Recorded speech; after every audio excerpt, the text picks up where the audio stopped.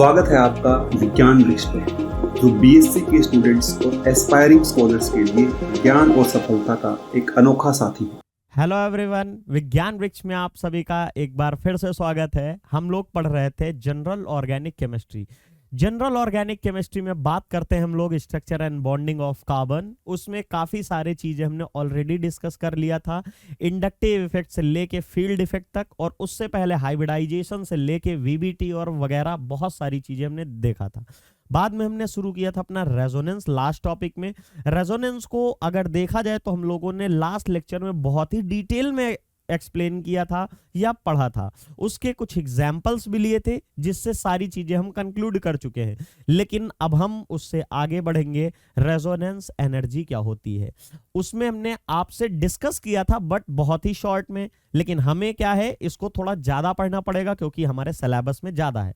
तो resonance energy की अगर आप बात करते हो तो उसके लिए क्या है, अगर आपको आज के लेक्चर का सिर्फ और सिर्फ 1 मिनट में पूरा इंट्रोडक्शन देना हो या समरी देनी हो, सही से बोलिए, तो क्या होगा, सिर्फ और सिर्फ आप इतना बोल दीजिए रेजोनेंस एनर्जी क्या होती है। तो आपसे किसी ने पूछा तो उसका आपको सिर्फ और सिर्फ आंसर ये देना है कि जो डीलोकलाइजेशन ऑफ पाई इलेक्ट्रॉन होता है उसकी वजह से जो एनर्जी रिलीज होती है, that energy is called as resonance energy. क्या बोलोगे कि जब भी आप इलेक्ट्रॉन, जो पाई इलेक्ट्रॉन होते हैं, पाई इलेक्ट्रॉन कौन से, आपको याद होगा हम लोगों ने बोला था कि जब भी आप कार्बन की बात करते हो तो हाइब्रिडाइज, उसका कॉन्फ़िगरेशन 1s2 2s2 2p2 होता है ग्राउंड स्टेट में। फिर इसको एक्साइटेड स्टेट में ले जाते हैं तो 1s2 2s1 2p3 हो जाता है। मतलब ये 2s वाला इलेक्ट्रॉन प्रमोट हो जाता है 2p में, और इस जगह पे जब इसका एक s और 2p मिलते हैं, दैट इज sp2 हाइब्रिडाइजेशन करते हैं, तो उसके बाद एक p बचा रह जाता है, क्योंकि आपको पता है 3 p हैं और तीनों p में एक एक इलेक्ट्रॉन है, और एक एक इलेक्ट्रॉन होगा तो दो तो हाइब्रिडाइजेशन में चले गए, इसके साथ बच गया एक p, वो भी अनहाइब्रिडाइज्ड। अनहाइब्रिडाइज्ड कैसा होता है, एज सच वैसा ही होगा जैसे p ऑर्बिटल होता है। आफ्टर हाइब्रिडाइजेशन तो चेंज आते हैं शेप्स में, लेकिन बिफोर हाइब्रिडाइजेशन या जो हाइब्रिडाइजेशन जिनमें नहीं हुआ है, जो अनहाइब्रिडाइज रह गए, उनमें कौन सा चेंजेस होगा, कुछ नहीं होगा। तो इसमें आपको ये देखने को मिलेगा एक अनपेयर इलेक्ट्रॉन होगा। सिमिलरली जिसमें जैसे यहां पे देखने को मिला है, इसी तरह आपको दूसरा एक अनहाइब्रिडाइज्ड p ऑर्बिटल बगल में देखने को मिलेगा, ऐसे ही तीसरा देखने को मिलेगा। जैसे ही ये देखने को मिलेंगे तो आपको पता है अनपेयर्ड इलेक्ट्रॉन आएंगे तो वो क्या होते हैं, एक दूसरे से ओवरलैप करेंगे, केमिकल बॉन्ड बनाएंगे, एनर्जी रिलीज करेंगे, स्टेबल होंगे, तो ये आपको स्टेबल फॉर्म बनता दिखेगा। सिमिलरली ये वाला जो पाई इलेक्ट्रॉन है, एक यहां पे भी मान लीजिए, अगर आप इमेजिन कर लीजिए, तो ये भी यहां पे आपको पाई बॉन्ड बनाते दिखेगा। और ये 4 कार्बन जो हमने बनाए हैं, ये आपस में सिग्मा बॉन्ड से तो लिंक होंगे ही होंगे, ये आपको पता ही होना चाहिए। और ये है क्या, कुछ और नहीं, हमारा 1,3 ब्यूटाडाइन है। ये क्या है, 1,3 ब्यूटाडाइन है, इसी का स्ट्रक्चर है। इसमें हाइड्रोजन को मैं रिप्रेजेंट नहीं कर रहा हूं, उनकी प्रेजेंस नहीं दिखा रहा हूं, बस आपको यह बताना है कि अनहाइब्रिडाइज्ड p ऑर्बिटल में एक इलेक्ट्रॉन होता है, वो एडजेसेंट वाले अनहाइब्रिडाइज्ड p ऑर्बिटल के इलेक्ट्रॉन के साथ पेयर अप होते हैं और पाई बॉन्ड की फॉर्मेशन देते हैं, जिसकी रिप्रेजेंटेशन आप कुछ ऐसे भी करते हो, 1 कार्बन 2 कार्बन 3 कार्बन 4 कार्बन, और यहां पे ये ऐसे करके ऊपर, और ये इलेक्ट्रॉन डेंसिटी, पाई इलेक्ट्रॉन डेंसिटी। ये होता क्यों है, ये वैसे ही है जो यहां पे है, ये ओवरलैप करेंगे तो ऊपर pi electron density, above the plane और below the plane electron density increase कर देते हैं। ये सारी चीजें हम ऑलरेडी डिस्कस कर चुके हैं, बट यहां पे तो ये हमें पढ़ना नहीं है, तो हम बात करेंगे इसमें कुछ अभी यहां पे अगर आप बात करेंगे कि जो रेजोनेंस एनर्जी है वो क्या है।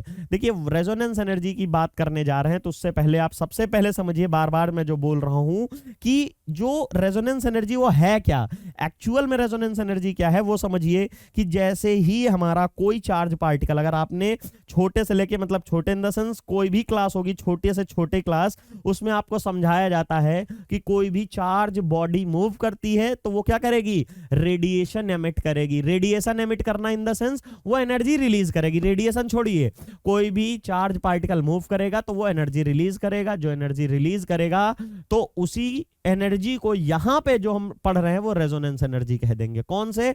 जब हमारे पाई इलेक्ट्रॉन होते हैं। इसका एग्जांपल मैंने लास्ट लेक्चर में दिया था कि एक स्टूडेंट है, वो 10 बुक्स को कैरी कर रहा है अपने हेड पे, अकेले है, उस पे कितना लोड होगा आप खुद ही सोच लीजिए। 10 बुक्स है, अगर 2-2 किलो की भी हुई तो 20 किलो अपने हेड पे रखा हुआ है या बैग में टांगे हुआ, बहुत ज्यादा लोड है। सिमिलरली बी केस, जो दूसरा केस है, आप हो, आपके पास भी वही सेम बुक्स हैं, 10 हैं, लेकिन साथ में आपके साथ 2 दोस्त इधर हो, 2 दोस्त इधर हो। दैट मींस टोटल मिला के आप लोग कितने हो गए? 5 हो गए। टोटल बुक्स कितनी है? 10 हैं। सब लोग कितनी कितनी ले सकते हो? 2-2 ले सकते हो। जैसे ही 2-2 लोगे तो हर एक स्टूडेंट या आपके लोगों के दोस्तों के पास 2-2 बुक्स होंगी। तो आप तो अगर बैग में रखे हैं तो बढ़िया बैग उछालते हुए जा रहे होंगे क्योंकि वेट बहुत कम है। लेकिन उस बच्चे से पूछो जो आपके बगल में अकेला है और 10 की 10 बुक्स एक साथ ले जा रहा है।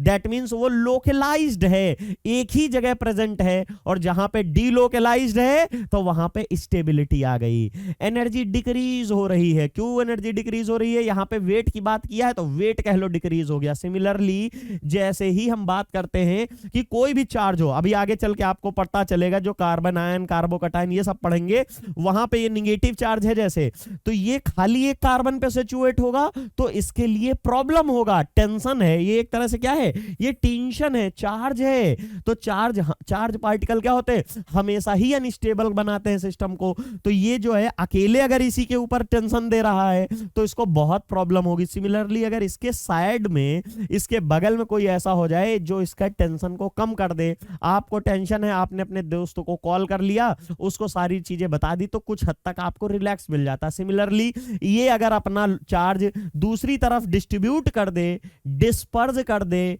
डीलोकलाइज कर दे, तो ये भी स्टेबल होगा। बस यही कॉन्सेप्ट हमें पढ़ना है कि जो पाई इलेक्ट्रॉन होंगे वो एक जगह से दूसरी जगह, दूसरी जगह से तीसरी जगह डीलोकलाइज होंगे, डिस्पर्स होंगे। उसी की वजह से उस इलेक्ट्रॉन को क्यों मूव कर रहा है? इलेक्ट्रॉन आपको पता है चार्ज होता है, और चार्ज है, चार्ज के मूव करने से हमेशा एनर्जी रिलीज होगी, और एनर्जी रिलीज जो हो रही है उसी को हम कहेंगे रेजोनेंस एनर्जी। ये याद रखिएगा आप। तो यहां पे है एज ए रेजोनेंस हाइब्रिड। ये रेजोनेंस हाइब्रिड क्या है? याद करिए, बेंजीन के कैकुले स्ट्रक्चर हम लोगों ने पढ़े थे। ये कौन सा स्ट्रक्चर है? पहला ए स्ट्रक्चर है। सिमिलरली क्या हो सकता है? ये पाई बॉन्ड यहां की जगह है, अल्टरनेट जगह पे प्रेजेंट हो, और इसका ही हमारा क्या है? ये क्या है? रेजोनेंस हाइब्रिड स्ट्रक्चर है। दैट मींस ये कैनोनिकल स्ट्रक्चर होती है और इसे आप रेजोनेंस हाइब्रिड स्ट्रक्चर बोलते हो। ये भी रेजोनेटिंग स्ट्रक्चर्स होती हैं और इसे रेजोनेंस हाइब्रिड बोलते हो। फिर से सुनिए क्या है? इसको कैनोनिकल स्ट्रक्चर भी बोलते हो, केकुले स्ट्रक्चर भी बोलते हो, और रेजोनेटिंग स्ट्रक्चर भी बोलते हो, और इसको सिर्फ और सिर्फ रेजोनेंस हाइब्रिड बोलते हो, जो कि एक्चुअल में होता है, क्योंकि आपने पढ़ा था in case of benzene there is an alternate pi bond due to which it have a bond length of 134 picometre and bond length of 154 picometre. 54 picometre किसकी है? जो सिंगल बॉन्ड की है। जहां पे डबल बॉन्ड होगी उसकी 134 पिकोमीटर है। बट एक्सपेरिमेंटली ये पाया गया कि जो बेंजीन की बॉन्ड लेंथ होती है वो 139 पिकोमीटर होती है। ये सारी चीजें हम डिटेल में लास्ट लेक्चर में कवर कर चुके हैं, यहां पे नहीं करने जा रहे हैं। तो ये प्रूफ कर रहा था, यहां पे ये प्रूफ कर रहा था कि कैसे हमारी सारी चीजें होती हैं या कैसे डीलोकलाइजेशन होता है। आज का टॉपिक है रेजोनेंस एनर्जी। जो वहां पे डीलोकलाइजेशन हुआ, हम लोगों ने हर बार ये गोला क्यों बना देते हैं रेजोनेंस हाइब्रिड में? वो ये शो करता है it will represent that all the pi electrons inside the benzene ring are delocalised over all carbon atom. 6 carbon है, 6 के 6 पे वो रेजोनेंस करते रहते हैं, घूमते रहते हैं, और वो चार्ज पार्टिकल है तो उसके घूमने से एनर्जी रिलीज होगी, और that energy is called as resonance energy. शायद ये आपको समझ में आया होगा। यही हमारा आज का टॉपिक है, यही आपको समझना है पूरे टॉपिक में कि रेजोनेंस एनर्जी क्या है, और इसका एक्सपेरिमेंटल भी प्रूफ देंगे। यहां पे क्या है? ये एक्चुअल मॉलिक्यूल है। ये क्या है? मोस्ट स्टेबल कैनोनिकल फॉर्म है।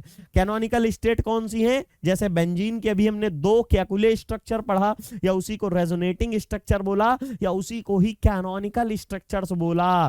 तो वो 2 कैनोनिकल स्ट्रक्चर जो है ना, वो स्टेबल नहीं है, या मतलब वो कंप्लीट हमारे बेंजीन की प्रॉपर्टीज को डिफाइन नहीं करते हैं। उसकी वजह से ही तो हमने उसका हाइपोथेटिकल या उसी का ही रेजोनेंस हाइब्रिड बनाया, दोनों स्ट्रक्चर की प्रॉपर्टीज को मिक्स किया और फाइनली एक स्ट्रक्चर दिया जिससे बेंजीन की ऑलमोस्ट सारी प्रॉपर्टी डिफाइन हो रही थी। वही चीज है कि ये मोस्ट स्टेबल कॉनिकल फॉर्म है और ये कौन सा है, एक्चुअल मॉलिक्यूल है। अगर यहां पे आप रिप्रेजेंट करना चाहें बेंजीन के टर्म्स में तो ये बोल सकते हैं, जिसमें रेजोनेटिंग स्ट्रक्चर दिखानी है तो ये वाली हो सकती है, या बोल दीजिए रेजोनेंस हाइब्रिड दिखाना है तो ये दिखा सकते हैं। यहां पे अगर आपको दिखाना हो तो इसकी कैकुले स्ट्रक्चर दिखा सकते हैं। ये दोनों इक्वल स्टेबल होती, इनमें तो कोई प्रॉब्लम ही नहीं है, तो ये दोनों ही यहां पे लाई कर लेंगी, आप इसको बना सकते हैं। तो यहां से हम लोग देख रहे हैं it is the difference in the internal energy of the resonance hybrid. Resonance hybrid क्या है, जो इन दोनों से मिला है, ये वाला is the actual molecule and the most stable canonical form. Internal energy है क्या, ये आप फिजिकल केमिस्ट्री में पढ़ते हो, यू से इसको डिफाइन करते हो, यहां पे हम लोग को नहीं बताना है, बस शॉर्ट में आपको बताना है कि क्या होता है, कैसे रेजोनेंस एनर्जी को डिफाइन किया जा सकता है, कैसे इसका प्रूफ दे सकते हैं कि जो हम पढ़ रहे हैं वो सही है। उसके दो मेथड हैं, अभी पढ़ेंगे कि further more the number of equivalent structure greater is the delocalisation. बिल्कुल सही बात है, जैसे मैंने भी आपको थोड़ी देर पहले एग्जांपल दिया था, एक बच्चे वाला, एक स्टूडेंट वाला। एक स्टूडेंट अकेला था, दैट इज लोकलाइज्ड, पूरी 10 की 10 बुक्स उसके पास थी। दूसरा ऐसा बच्चा था जो कि डीलोकलाइज्ड था और वो खुद, उसके पास 10 बुक थी लेकिन उसके 2 फ्रेंड लेफ्ट में 2 राइट में, दैट मींस टोटल 5 फ्रेंड हो गए। तो सबके पास कितनी कितनी बुक्स गई थी, उन सब के पास 2-2 बुक्स गई थी। लेकिन आप बताइए अगर उनके पास 10 स्टूडेंट हो जाते, जो एक स्टूडेंट है उसके साथ में 2 लेफ्ट में 2 राइट में होते, तो क्या होता, टोटल, सॉरी मतलब 5 इधर होते 4 इधर होते, टोटल मिला के 9 और स्टूडेंट होते, तो क्या होता, 10 बुक थी, सबके हाथों में एक एक ही आता, एक एक ही बुक आती, दैट मींस और हल्का वेट हो जाता और स्टेबिलिटी हो जाती। या ये बोल दीजिए कि अभी थोड़ी देर पहले हम लोगों ने देखा ये 4 कार्बनों पे यहां का निगेटिव चार्ज या पॉजिटिव चार्ज या पाई इलेक्ट्रॉन, कुछ भी बोल दीजिए, वो क्या था, इन 4 पे रेजोनेंस कर रहा था, तो 4 लोगों पे अपना स्ट्रेस डिस्ट्रीब्यूट कर रहा था। लेकिन अगर यही यहां पे लेंथ और लंबी होती और सबके पास पी ऑर्बिटल होता, या ये कह लीजिए सारे इसके दोस्त होते, तो थोड़ा स्ट्रेस ये, थोड़ा ये, थोड़ा ये, ऐसे ही करके अपना पूरा स्टेट अपने दोस्तों के साथ बांट लेता और ये स्टेबल हो जाता, दैट मींस इसका टेंशन कम हो जाता। सिमिलरली यही चीज हमारी केमिस्ट्री में भी फॉलो होती है कि जैसे जैसे हमारे रेजोनेटिंग स्ट्रक्चर्स बढ़ते जाते हैं, या कह लीजिए डीलोकलाइजेशन का एरिया बढ़ता जाता है, तो वहां पे एनर्जी रिलीज ज्यादा करेंगे, एनर्जी रिलीज ज्यादा होगी तो सिस्टम हमारा स्टेबल होगा। पूरी ऑर्गेनिक केमिस्ट्री पढ़ रहे हैं, साथ ही साथ में हम लोग इनऑर्गेनिक केमिस्ट्री में केमिकल बॉन्डिंग पढ़ रहे हैं, उसमें और यहां कम से कम 100 बार रिपीट कर चुका हूं, 2 लाइनें रिपीट करता हूं कि दुनिया में कहीं भी अट्रैक्शन होगा तो एनर्जी रिलीज होती है, पहली चीज, और दूसरी चीज है, और दुनिया में कहीं भी एनर्जी रिलीज होगी तो सिस्टम स्टेबल होगा। ये इसका कंपैरिजन या इसके एग्जांपल भी बताता रहता हूं कि जब मेरे पास बहुत सारी एनर्जी है तो मैं बहुत तेज तेज पढ़ाऊंगा, लगातार 5-6 क्लासें ले लूंगा, लेकिन after taking the 5 to 6 classes क्या मेरे पास उतनी एनर्जी रहेगी, नहीं रहेगी, कम हो जाएगी। लेकिन उन 5-6 क्लासें लेने के बाद फर्दर मैं 5-6 क्लास नहीं ले सकता हूं, क्यों, क्योंकि मेरी एनर्जी कम हो गई, एनर्जी कम हो गई, दैट मींस मैं स्टेबिलिटी की तरफ आता हूं। पूरा दिन आप लोग काम करते हैं, बहुत मेहनत करते हैं, सुबह उठते हैं, फुल एनर्जी रहती है, पूरा दिन काम करते हैं, but at the end of the day रात में आप लेथार्जिक, आलस कर जाते हैं, या मतलब आपकी बॉडी शिथिल हो जाती है, फिर वहां पे आपसे काम नहीं होता और आपको सो जाते हैं ना, वो स्टेबल स्टेट में चले जाते हैं। क्यों, क्योंकि एनर्जी कम हो चुकी होती है, पूरी दिन एनर्जी आप निकाल चुके हैं, कुछ भी किया हो, खेल के, पढ़ के, कैसे भी, ठीक है।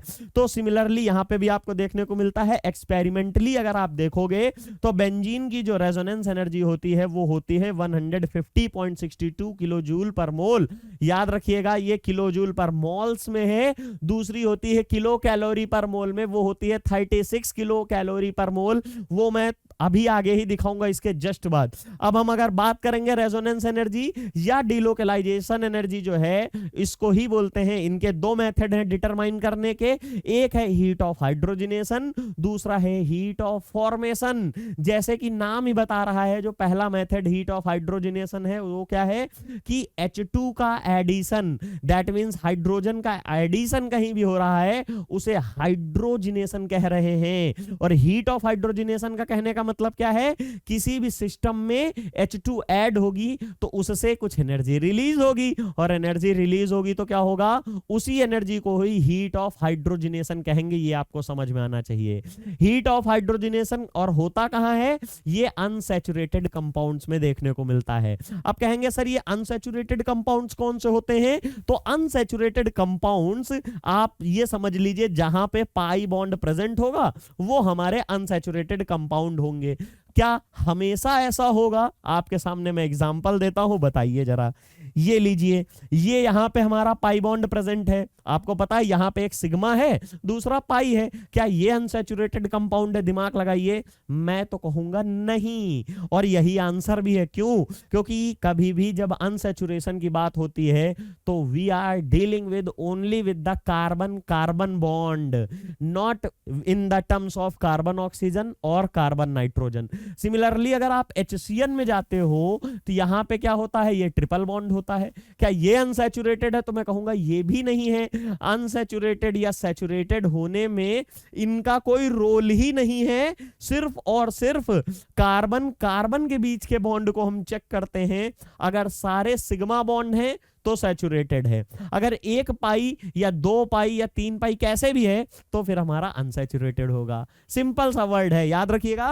कार्बन और कार्बन के बिहाफ पे देते हैं, कार्बन ऑक्सीजन, कार्बन नाइट्रोजन, या किसी दूसरे के टर्म्स में नहीं देते हैं, ये याद रखिएगा। तो हीट ऑफ हाइड्रोजनेशन और हीट ऑफ फॉर्मेशन। चलिए बात कर रहे हैं फ्रॉम जो हमारी हीट ऑफ फॉर्मेशन है वहां से हम कैसे निकालेंगे रेजोनेंस एनर्जी को, या वहां पे हम कैसे डिफाइन करेंगे कि रेजोनेंस एनर्जी क्या है, कैसे है। देखिए याद रखिएगा, अभी मैंने बताया कि H2 का एडिशन कराओगे कहां पे, अनसैचुरेटेड कंपाउंड में। और ये अनसैचुरेटेड कंपाउंड कौन से होंगे, अनसैचुरेटेड कंपाउंड मेरे वो वाले होंगे जिनमें कार्बन और कार्बन के बीच में डबल बॉन्ड होगा। तो कार्बन और कार्बन का डबल बॉन्ड किस में होगा, कुछ ये स्पीसीज होगी। और जब भी कार्बन और कार्बन का डबल बॉन्ड होता उसे क्या बोलते हो, एल्कीन बोलते हो। कार्बन और कार्बन का ट्रिपल बॉन्ड होता तो उसे एल्काइन बोलते हो।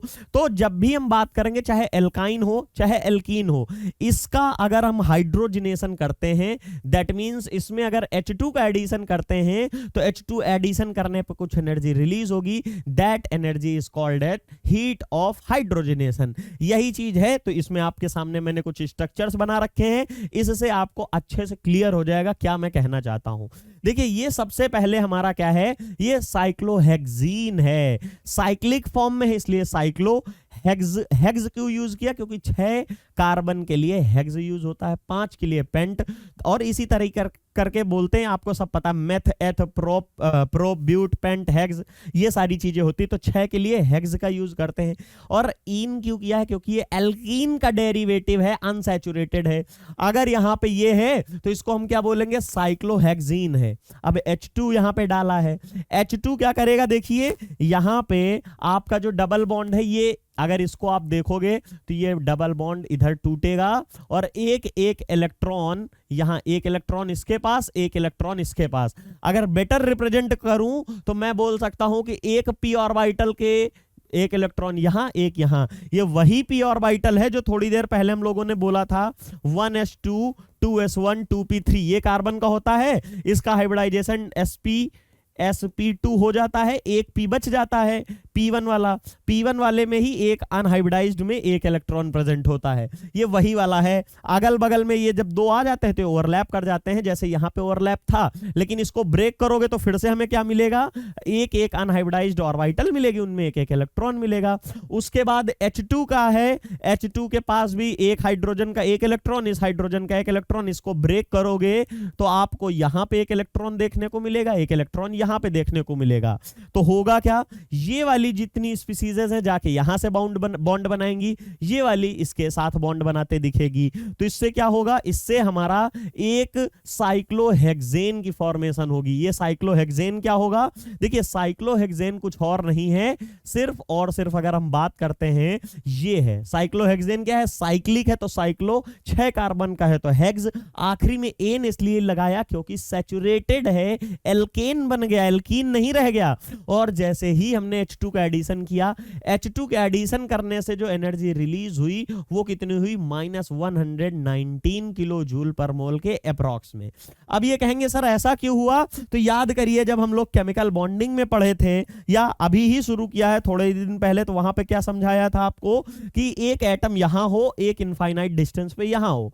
इसके बाद जब ये वाला एटम, जैसे ही ये वाला एटम हम देखते हैं इसके मूव जाता है, क्लोज जाता है, तो क्या देखने को मिलता है कि जो इसके इलेक्ट्रॉन है इसके प्रोटॉन के साथ मतलब न्यूक्लियस के साथ अट्रैक्शन लेते हैं और इसी अट्रैक्शन की वजह से ही ये क्लोज आते हैं। इसके इलेक्ट्रॉन इससे अट्रैक्शन लेते हैं तो हमें क्या देखने को मिलेगा, इसकी वजह से ये और क्लोज आएंगे, और क्लोज कितना क्लोज जाएंगे, जाते रहेंगे, फिर यहां पे एक सर्टेन डिस्टेंस तक जाते हैं और यही वो सर्टेन डिस्टेंस है, ये वही मिनिमम सर्टेन डिस्टेंस है जिसको डिफाइन करते हैं बॉन्ड लेंथ। हम लोगों ने 2-4-10 लेक्चर पहले ही जीओसी में ही पढ़ा है, एक पूरा टॉपिक लिया था 30 मिनट का कि व्हाट इज बॉन्ड लेंथ।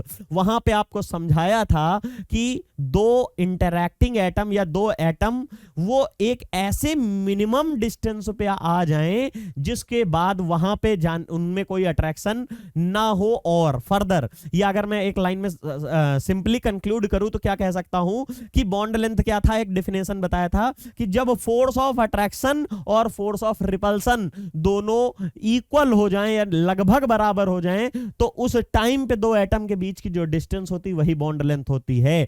अब यहां पे कहोगे सर अट्रैक्शन तो इसका दिख गया था, अब रिपल्सन कैसे दिखे, तो याद करिए ये पॉजिटिव रिपल भी तो करेंगे, ये निगेटिव रिपल भी तो करेंगे। पहले अट्रैक्शन डोमिनेट कर रहा है, फिर एक कंडीशन ये आती है जब फोर्स ऑफ अट्रैक्शन और रिपल्सन दोनों बराबर होते हैं, लेकिन अभी भी आप नहीं मानोगे। आप कहोगे सर मैं जबरदस्ती इसको यहां पे डिप करूंगा या मतलब इसको और अंदर करूंगा तो उसकी वजह से क्या होगा, रिपल्सन डोमिनेट कर जाता है और सिस्टम की पोटेंशियल एनर्जी बढ़ जाती थी। आपको मैंने बताया था लीनार्ड जोन पोटेंशियल कर, वहां पे ऐसे करके ऐसे शार्प चेंज देखने को मिलता है। पहले जैसे जैसे ये इंटरन्यूक्लियर एक्सिस है मतलब दो के बीच की डिस्टेंस है, जैसे जैसे ये कम हो रही है तो देखिए एनर्जी नीचे आ रही, निगेटिव में आ रही है। ये निगेटिव होती नहीं, बस हम अपना देखते हैं एक पर्टिकुलर इंस्टेंट पे, क्योंकि ये तो जीरो है कि किसी की एनर्जी जीरो थोड़ी कभी हो सकती है, कुछ ना कुछ होगी, लेकिन हम मान लेते हैं रेफरेंस में कि ये जीरो है, उसके बाद जो एनर्जी डिक्रीज होती है उसको निगेटिव में।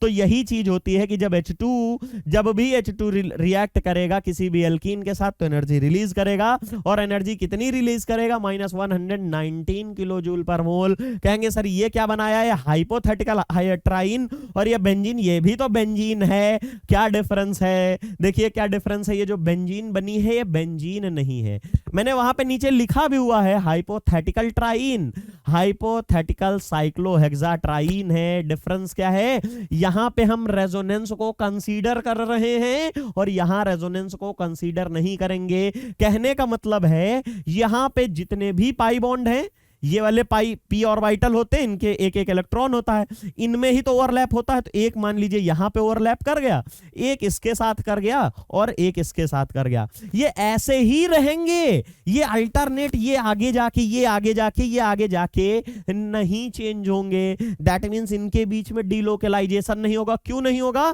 जैसे ही अगर हमने डीलोकलाइजेशन कराया they will behave like a benzene. Benzene यही तो है, इसी स्ट्रक्चर का साइक्लोहेक्साट्राइन का जो है साइक्लिक फॉर्म उसी में ही रेजोनेंस करा देते हैं, वही हमको दिखती है। अब डिफरेंस क्या होगा, देखिए साइक्लिक जब एक एल्कीन एक बॉन्ड को तोड़ने के बाद H2 को ऐड किया तो कितना मिला, 119 मिला, 119 की एनर्जी मिली, माइनस लगा है, दैट मींस एक्सोथर्मिक रिएक्शन है। एक्सोथर्मिक रिएक्शन क्या है, जो सिस्टम अपनी एनर्जी सिस्टम में रिलीज करे उसको माइनस से रिप्रेजेंट करते हैं। फिजिकल केमिस्ट्री में आप ये सब सीखते हैं।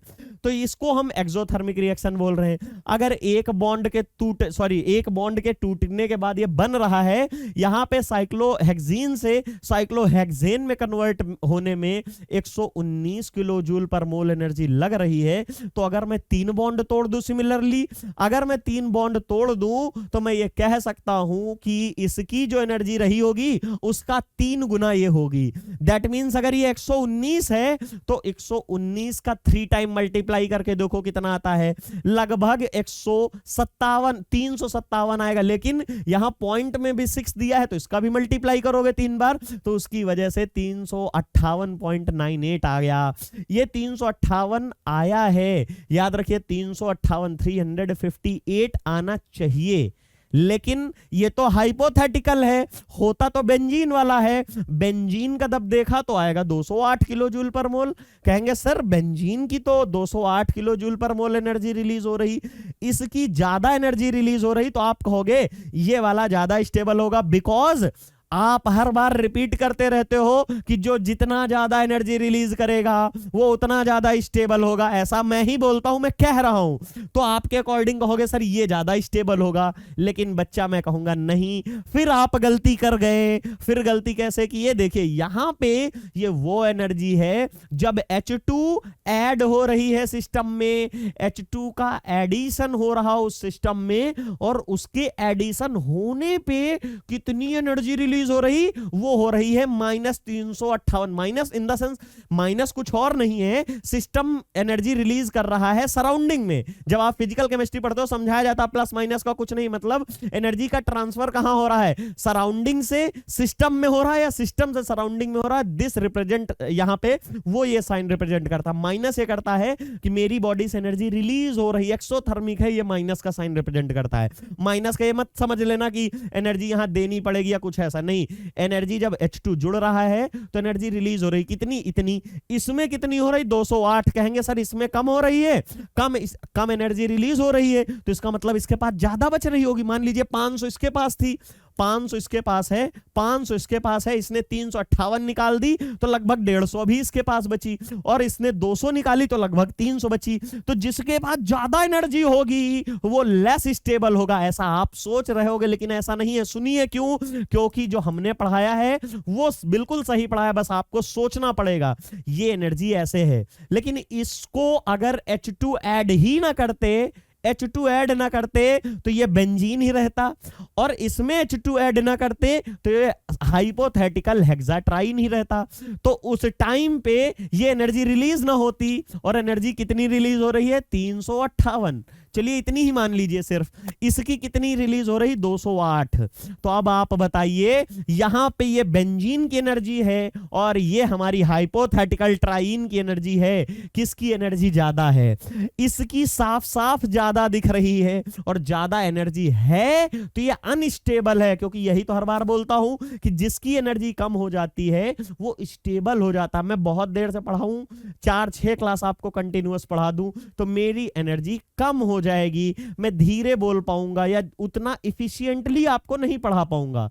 वही चीज यहां पे भी है, इसके पास तो बहुत ज्यादा एनर्जी है, बहुत ज्यादा एनर्जी है, तो ये हाईली अनस्टेबल है। इसके पास एनर्जी कम है तो ये स्टेबल है। इसीलिए benzene is more stable than hypothetical hexatriene. इस डेटे से जाके गलत मत कर दीजिएगा, जो हमने पढ़ा है, जो सीखा है वो एक्यूरेट है, बिल्कुल जबरदस्त सीखा है कि कभी भी किसी सिस्टम की एनर्जी जितनी ज्यादा रिलीज होगी उतना ज्यादा सिस्टम स्टेबल होगा। हम इसकी बात थोड़ी कर रहे हैं, हम बेंजीन की बात और हाइपोथेटिकल हेक्साट्राइन की बात कर रहे हैं। इसीलिए यहां पे हमने लिखा है एक्चुअल जो बेंजीन की है। अब देखिए होनी इतनी चाहिए, है इतनी, ये हो डिफरेंस आ क्यों रहा है, क्योंकि यहां पे आपको देखने को मिल रहा है, मतलब इसकी एनर्जी कितनी है, यहां पे 358 है, इसकी कितनी है, 208 है। तो इतनी एनर्जी कम आ क्यों रही है, क्योंकि एक ही तरह की चीज है।